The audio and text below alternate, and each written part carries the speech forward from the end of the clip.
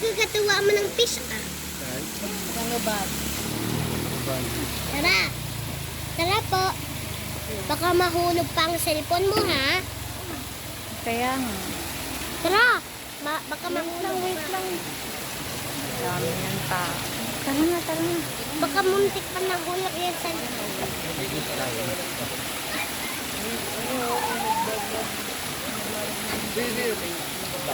Tara. Teka lang. Kuya, padaan nga po dyan. Dapat nag-excuse me ka eh. Sabi mo na nung excuse me, parang English. Ano? Wait lang.